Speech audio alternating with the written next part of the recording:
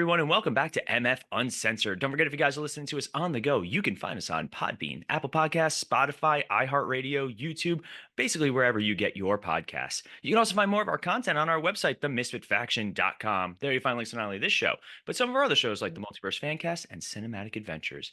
As always, I'm one of your hosts, Paul, with me via the Zoom studio, finally. And when I say finally, I mean we worked so hard to make this interview happen. We had reschedules, we had missed appointments, we had constant communication, and I am so happy that we finally managed to connect. And that's one of the best things about podcasting nowadays, especially with Zoom and especially with all these different technologies. And that's Miss Tisha Winkler. Tisha, how are you today? Good morning. I'm very well here in Baltimore City, the cold weather. Oh yeah, no, trust me. We're over in New York. I'm feeling the cold Yeah. a little bit today too. But I am so excited to have you on. Like I said just now, Tisha and I scheduled our first interview maybe like Yes. I think like 2 months ago or something ridiculous. And then Yes. and then I had to reschedule because of work. And then so we rescheduled, and then Tisha had a conflict that she got stuck at. So then we rescheduled again, but she couldn't do January because she's a busy lady, and I respect busy people. And now finally, in the beginning of February, here we are. I'm excited. So Tisha, for our audience, why don't you tell them just a little bit about yourself? Yes. Good morning. My name is Tisha Winkler. I was born and raised in Baltimore, Maryland all my life. I've been here, all my life. I was always a shy child, growing up as a child. When I was 9 years old, my mother and father, they had divorced. So during that time, I had like a little bit of separation issues when that happened with like my mother and father. So during that time, I don't know, the doctors kept saying that I had like panic attacks and all that stuff, but I had like speech issues Mhm. and I used to stutter real bad. So for like 6 years, I had a speech pathologist, teaching me how to speak and how to slow down. So I overcame, stuttering.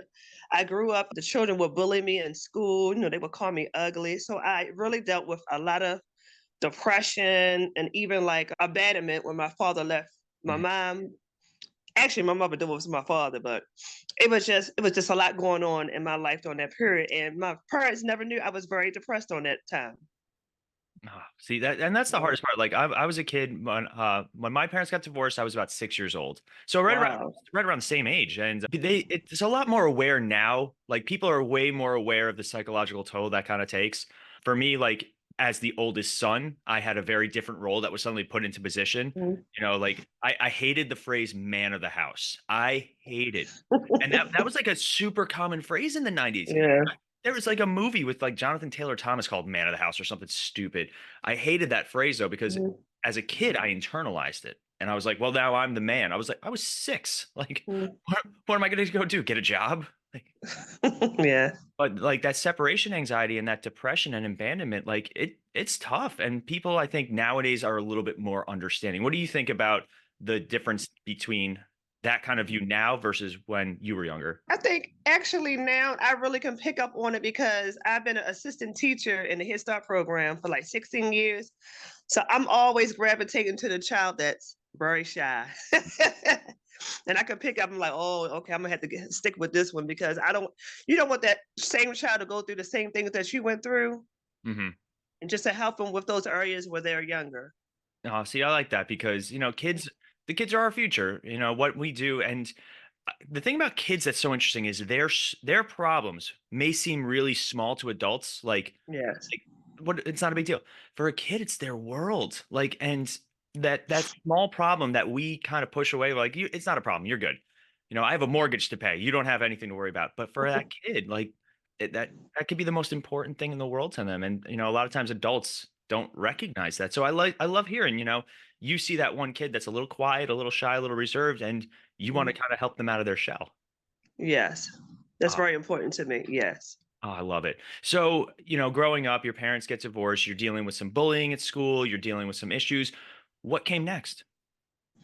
During that time, I still had like I was always a friendly person. I did have friends and I did mess up a lot. I ran away for like 5 days. So, so during that time, even though my mother was always very supportive in my life, my father's always been supportive. But during that time, my mother used to take me to the bookstore like once a month to get books. And I was just so gravitated. I was so excited just to get a book.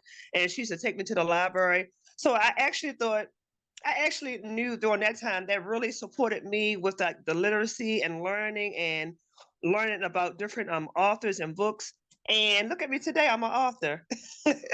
That's so cool. Like my wife, Yeah, the producer of the show, as we like to call her, she's actually studying for library sciences. She's worked in libraries her entire life. I, when I was a kid, I used to read a lot. And a lot of adults say that. They're like, I used to read all yeah, the time when I was a kid. And now it's one of those things where I'm like, I got to read more. And my wife's been great about, here's a book you may like. She always has a book I may like. yeah. No matter what, there's always at least one book that I may like. So you then decided that you wanted to be an author yourself. Now, for our listeners, what kind of books do you specifically write? Actually, when I was like 15 years old, it actually started out. My friends used to tell me I used to like get blank cards and put like little phrases in their cards. I like being very intimate, but I didn't start writing really until I was like 18 years old. But when I was in school, I used to love like English classes and literacy classes. But it started me on a journey to writing. Oh, I love that. So you just decided to sit down one day and like, all right, I'm gonna write, and then like it magically just happened, obviously. No, it didn't really. Actually, the funny part about my story, I went to college, and when I went to English 101, I failed 3 times. Oh no. Even though I knew how to write very well, but my grammar would always be a little off. And I was like very determined. I'm like, God, he has me here for a reason. I'm going back to take this class. So the fourth time I passed with a B. So during that time, since I passed the English 101, I was elevated to take another English class. This time I took instead of the composition and writing, I took like I took English 102. Mm. And during that time, the professor wanted us to write a 10-page term paper. And I was like, oh no, or a poem. And I was like, oh, wait a minute, I have never wrote a poem before, but I said, I'm gonna try. I sat down. It took me like 4 to 5 hours to write a poem, and it was called Hamlet's Second Scene, and I received an A. Oh wow. Like, is it Yes. from Hamlet like itself, like a continuation or No, I just took like different rhymes okay. from So the scene. all right, I like that. That's really cool. And it's taken from something that and it's kind of making it your own. And I like when artists Yeah. do that because obviously inspiration can come from anywhere. Yes. So that's awesome. So you finish school and suddenly you're like, I want to do this like professionally. How did that process start? That's kind of funny again. While I was at the Head Start program, I worked with a wonderful teacher. Her name is Barbie M. Johnson. I was her assistant teacher for 2 years. And during that time, she was writing her own book. And during that time, she decided that she wanted to be a publisher. And everyone kept saying, you need to write your book. You need to write your book. And I was not very inspired to write my book during that time. I had like 400 poems. It just sat in my folder and it just sat there for like maybe like 7 to 8 years. Oh wow. And when my mom passed away 5 years ago, it like a light bulb turned on and said, God was like, it's time to write the book. And that's when I wrote my first book during the first pandemic. And my publisher and good friend now and podcast host wrote my first book, Just a Thought, my poetry book.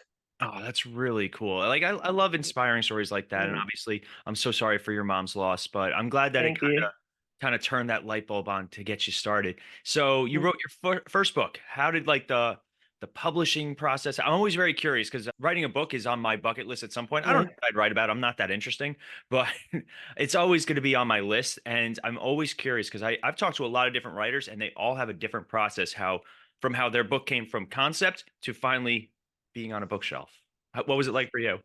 It was a very wonderful experience. I could just say I am very blessed because my publisher, she did the grammar and all the editing.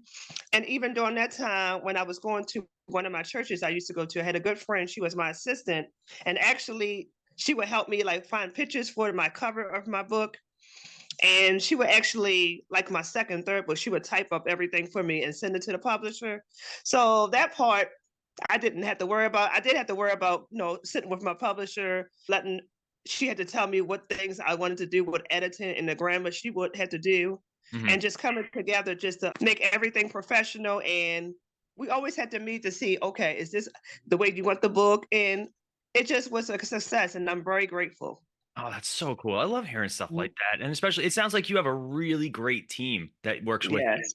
And obviously, it takes a village to do anything. And I think having the right people, like, I love mentioning how supportive my wife is. Like, I told her on a Mhm. Saturday morning, I was like, hey, I've got a podcast at 9 a.m. We got to go to bed tonight, or at least I do, at a reasonable hour. Yeah. Like, you scheduled a podcast for 9 a.m. on Saturday. I was like, and 11 a.m. on Sunday. She's like, you are ridiculous. But she's Yeah. still the most supportive person. The other day we were podcasting and she's like adjusting the studio lights and just kind of also making faces at me to see if she'll make me mess up, but that's fine. But I love having the right people around. Now, for you Yes. though, when you finally saw your book on a bookshelf in like a store, what was that first experience like? Actually, my first book, the first book, I actually buy copies of it. It's actually online. You can, purchase it. I was so excited because perseverance and hard work. And because, when you grow up, when people make fun of you and, with the different issues I was going through as a child, I am so blessed to be an author because I know during that time I was struggling, to put words together sometime. But now it just comes second nature. I can actually sit down and write a book within 2 days now. Oh wow, that's Yeah. incredibly impressive. So you do have other books though, like you had your first book of poems, and then what came next? Yes, I have another book. It's called The Hopeful Romantic, and it's another poetry book. And it was published by Kelly Cruz, one of my mentors that I used to have in my life. Well, she's still in my life. I don't see her that often, but she wrote two of my books, The Hopeful Romantic, a poetry book, and she wrote my third book, which is called My Journey Here Was Not Easy, and it's actually my life story. Oh, wow. That's a Mhm. big transition too. That's like poetry, and then like a full like biopic basically. Did you find Yeah. it difficult to write about yourself? Oh my goodness, I cried. I cried for the first one. I think I cried more for the first one because my poems in my first book, my publisher always told me, she was like, I had to tone it down a little because she said a lot of people probably was going to jump off the bridge. Yeah, that's really interesting because like for me, the idea of creating something and sharing Yeah. it, I find that much scarier than talking about myself. I know myself. Like if I had to sit down and write down things, I think my challenge would be either being very methodical about it. Like I have blue Yeah. eyes. They've been blue my entire life. Like just very like factual almost. Like so did you have like you had no challenge just writing about your own life story? I know I did have some challenges. I mean, like one time I wrote the book, and I was like, oh, I had to start this all over again. So I was like, you know what? I'm not going to stress myself out. I'm just going to give it to my assistant, and she's going to send it to the publisher, and whatever editing and grammar that she needs to take care of. I just love that part that my publisher, Barbie M. Johnson and Kelly Cruz, they the best. Oh cool. I love it. And you also then started moving into the world of podcasting. How was that? Yeah. Yeah. I don't know. This has been a very funny journey for me. Me and my publisher and my good friend, and I also been her assistant teacher in the Head Start program. We went to Security Square Mall one day in Baltimore, Maryland, and we wanted to buy some shoes because we love shoes.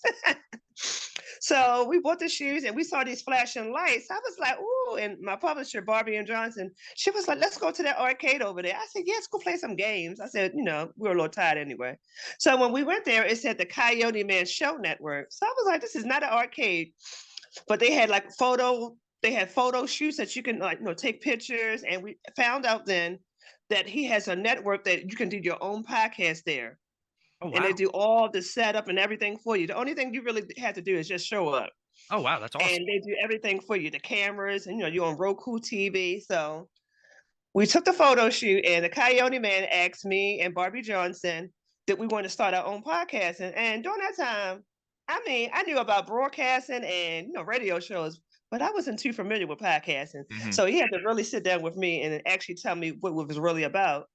So within like a month and a half, we started our first podcast at the Coyote Man Show Network as the Book Breakers, and we've been doing this now for 2 years, and now we're doing it on our own now, Oh, the Book Breakers podcast. that's awesome. Like it's Mhm. funny because when we first started podcasting, we first dabbled with the idea maybe 7 years ago now. Like Wow. actually probably even longer at this point. I might say even 8 or 9.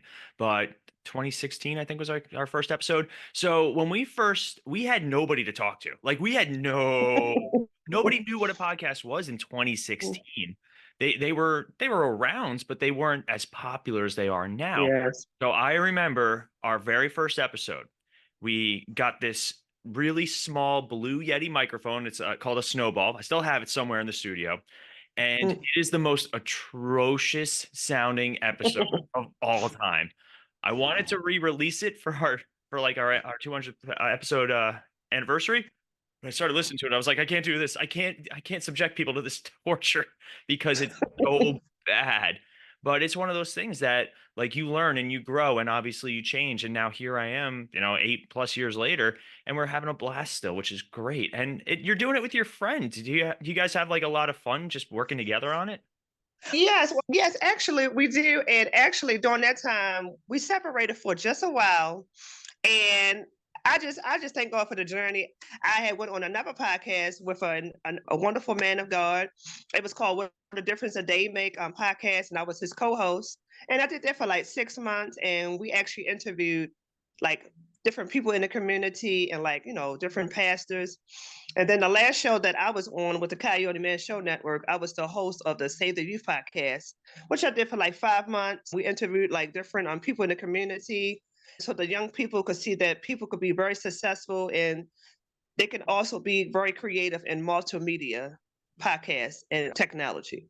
Oh, wow. Like you've been on a lot of different podcasts, a lot of different Mm, genres too, like a lot of different niches. That's really mm, impressive. So Thank you. you're welcome. So now you're doing it on your own though. What was the biggest challenge that you found kind of taking over Ooh. on your own? It's funny. Me and my publisher, we're good friends too. It's very challenging at times, but we had so much fun doing what we do. I think it comes with the time, the sacrifice mainly, because it takes a lot of sacrifice to do what you do. But we've been very blessed. We interviewed many different movie producers. We just did a movie cast called The Journey of a Newsome Queen, and with different people in the community, different gospel singers, and just different people in the community, and publishers and authors too. That's so cool. So like does your show have like a structure that you guys follow, or is it just each episode's kind of a little different? Each episode is a little different, but from time to time, we act up. Gotta keep it fun. What's Yeah. if you're not having fun, what's the point? But so can you think of like a favorite memory or a favorite story from the podcast? Oh yeah, I think it's funny to me. My publisher, she might don't think it's too funny. Well, one day we didn't have a guest. So I was getting all like, oh my goodness, we don't have a guest. We don't have a guest. She was like, excuse me, we are publishers. I'm a publisher and you're an author too. And she's an author. She was like, we could talk about our books. So we dragged somebody on there that we knew. I'm like, you're gonna do this podcast today. And he was like, he was very professional, but nobody ever knew. And we had awesome ratings that day. Oh, that's awesome. And like Yeah. the fact that you were able to kind of pick it up and roll, obviously it's a testament to being a writer is being creative. Yeah. But though I'm sure not every episode has been like super. What was like one of the biggest challenges you had with any specific episode or just in general? Well, when we were at the Coyote Man Show Network, during that time, I was working at another Head Start program, and my publisher, she was working on her publishing business. So she would drive there. I would have to catch an Uber because I didn't have time to catch a bus. Mhm. It would I would be there late if I would catch the bus. So it was very challenging. I had to catch an Uber every Monday to the Coyote Man Show Network. And one day I didn't know that we had a podcast, and I didn't bring any clothes with me. And I was fussing. I was like, forget it, I'm not doing it today. She was like, would you calm down? She said, I'm gonna bring you an outfit. And I had this outfit. I mean, to me, I look ridiculous, but everybody said I look beautiful. Oh, see, I like that. That's nice. Yeah. Now, for you though, like, what's the goal for the podcast? Like, do you have any big plans coming up? Are you looking to expand? Like, what's going on? Yes, actually, we're going in a new direction. Right now, we were on like Zoom, we were on Facebook, and we were like, trying to do different platforms. Now we're getting ready to go on StreamYard. We're just going in a new direction, just being positive, just putting ourselves out there, and that God will just, take us around. Actually, we want to go global. Oh yeah, like, Yeah, and nowadays it's a lot easier. Like the reach that you can make with a podcast is yeah, wild. Like we have people that live like listen to us in like New Zealand of all. I'm like, yeah. I'm looking at our, our charts and everything. I'm like, New Zealand, who's finding us that interesting that they're listening from Yeah, another country?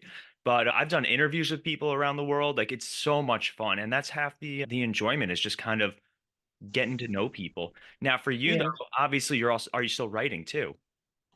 Actually, I need to start writing more. I actually started writing 2 children's books, and they're actually done. I just have to get it published. That's usually like the last part before. Yes. So, what are the two children's books about, if you don't mind my asking? Yes, one is about a teacher in the Head Start program. I just thought I would write something cute, because I'm from the Head Start program. And one is about, it's called Evac Go Back to School. And it's actually about me because that's my middle name, Evac. I Got didn't want to use my first name. right, right. So now Yeah. you've also got a few awards under your belt. Is that true? Yes. Why don't you tell our audience a little bit about some of the awards that you received? Congratulations, by the way. Thank you. Yes. First of all, I'd like to give honor to God. Me and my publisher, we met a wonderful man. His name is Dr. Frederick Newsom. He actually was on the board with the Stellar Awards and the Grammys Mhm. Awards, Oh wow. but he decided to have his own awards to honor people who wouldn't really reach that far. So he's been doing the Newsom Awards for like 20 some years. And he gives awards to like different people in different categories, podcasts and authors, just different people in the industry and entertainment industry. And the first year, me and my publisher, we had so much fun. She had won 2 awards for her children books and author of the year. And that first year I won the Newsom Awards for the most beautiful woman.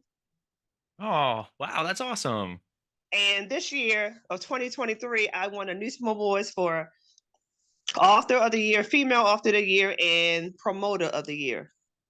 So wait, hold on. What's promoter of the year? I figured out author of the year, but what exactly is promoter of the year? Actually, when I was on the Coyote Man Show Network, and I'm always on Facebook, I would like contact a lot of people and just promoting people like on Facebook, different people. Like they send me their shows, I would share it. Just being more gravitating to people and just helping them get out there. Oh, that's really cool. And that's how you and I Yeah. connected. I do believe I Yeah. posted in one of the 10 trillion podcast groups that there are nowadays. Um, Yes. podcast, it's funny because you mentioned promotion. Like reaching out in those groups is always a wild ride because you're going to get, it's either going to be all the spam, like, hey, I can make your podcast the most famous. I'm like, no, you can't. Please stop. Yeah. I'm not giving you. Yeah. I like to mess with those people every once in a while. I'll have like a full conversation with them. And then you get like the people that are really just genuinely interested in being on shows or promoting shows. And I love connecting with people. And Facebook's a really good Yeah. way to do it nowadays. So for you though, like when you want to go on a show, do you have like a strategy? Do you just kind of look around, see what feels right? What's your process? I mean, I'm a little direct. I mean, it's a little funny with me. I mean, I do look around because sometimes when you put stuff in the inbox, it seems like they don't get to you as quick. I Mhm. just go right to the messenger because I don't have time. Well, it's funny. Yeah, There's one podcast group that I'm in where it's like one of those like find guests, and I remember posting like I'll usually maybe once a week I'll throw a post in there or once every couple of weeks because then I get inundated and suddenly I yeah. have like 400 things to schedule and plan. So I remember putting one in a group and not thinking of it. Like 2 days later, my phone starts going off. Like, dit, dit, dit, dit. I'm like, what's going on? It's because they finally approved the post. I totally had forgotten Oh, about it. So it's wild sometimes that like it's what you said. Sometimes it's just easier to just message someone and just go right. yeah. I be looking. I'm like, did they text me back yet? Yeah. Well, now Instagram just added their new feature where you can turn off read mode. So if you read a message, people can't see that you read it. And I was like, Oh, okay. that's gonna go bad. I hope Facebook doesn't do that because that's how I do my podcasting stuff. Yes, that's a bummer. Yeah. So we are getting towards the end of our time. At the end of all of our episodes, though, we like to play a little game where it's a rapid fire an answer game where I think of a couple of questions. I usually try and tailor them to whoever I'm speaking with, and we just go right off the cuff with some answers if you're interested in playing. Okay, sure. All right. So the first one: what is a book that greatly influenced you? Oh my! Ooh, I have so many. I say Maya Angelou. Very nice. Yes. Yeah. My wife has a couple of my Angelos upstairs. Let's see. What is your go-to podcast aside from the ones that you're involved with? Oh, let me see. What is my one of my favorite podcasts? Let me see. That's kind of tricky because I like a lot of podcasts out there. I will say, let me see. What's my favorite podcast? Actually, it's not a. I actually like Jennifer Hudson radio show. I love it. Oh, really? I haven't Yeah, listened. I haven't listened to it. I'm yeah. gonna add it to my list at this point. I have so many because people ask. They're And like, Sherry, "What was that?" Sherry, I love her show. Okay. So it's funny. Yes. It's like people ask, like, now that I'm doing this so almost like a part-time job, people are like, "Do you still listen to podcasts?" I was like, "I can't. I emotionally can't." Because then I just start thinking, wow, I could do this on my show, or oh, my show does this better. So Yeah. and I'm glad that you're still always listening. Who is a personality that you would love to have on your show? Oh yes. Me and my publisher, we always laugh. We want to have President Obama. That would be such a show. I would oh my god, I totally tune into that show. That sounds like it'd be a lot of fun. I don't think he can handle you 2. He can handle well, an I, we, he can handle an entire country and all that, but, like, you guys seem like you're tough. I like it.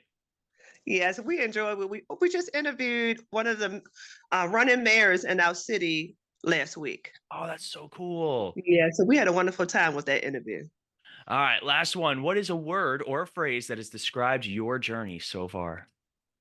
Blissful. Very nice. I like Yeah.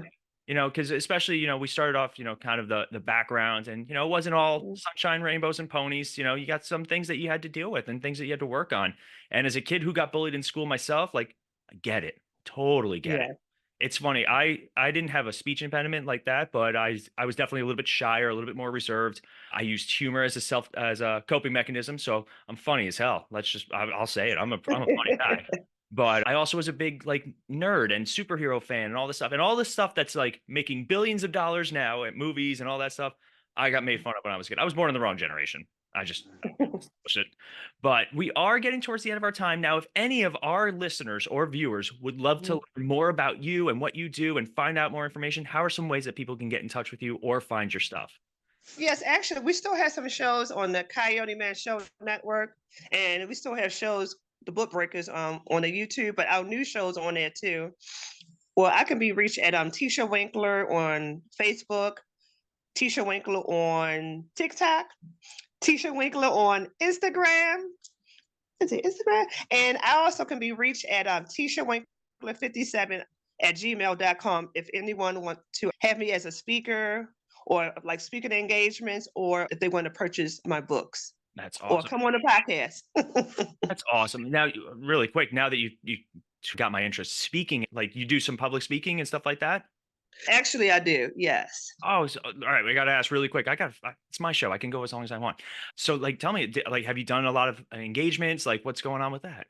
I went to like two speaker engagements, and actually, I didn't say it, but I have a women's group that I've been doing for 7 years. Oh, wow. Yes, called the Voice for the Voiceless on Women's Ministry.